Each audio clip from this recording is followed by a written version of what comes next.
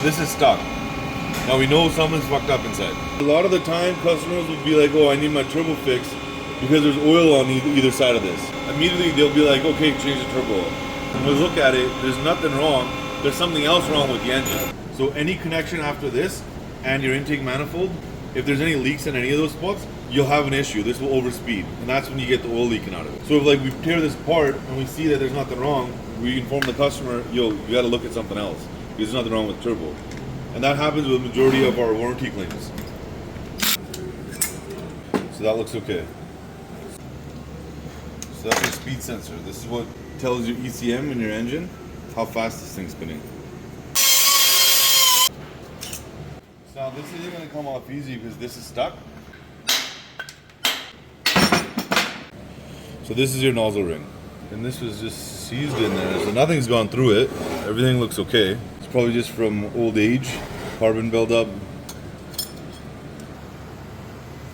This is in pretty good condition. If it's discolored, if it's purple, blue, or anything like that, you know it's gotten kind of overheated. What you want to look at here is your piston ring bore. This outside lip right here. You gotta make sure there's no damage on there, because if there is, then it's gotta be repaired. And if you look inside there, there's your bearings. Just make sure those are moving, so you know there's no lack of lubrication. Go over the same side here.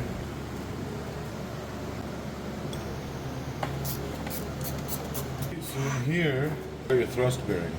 Pull that out. Everything looks pretty good. And this is your thrust flinger, or your thrust collar, sorry. Here's your oil flinger and your second piston rings. And there's your journal bearing. You want to inspect these, make sure there's no serious damage to them, scoring, overheating. So it looks like you do have a little bit of oil contamination. As you can see, there's little lines in there. So something's gone through this. This is machine bearing surface and the inside bore here. You see the scoring right there?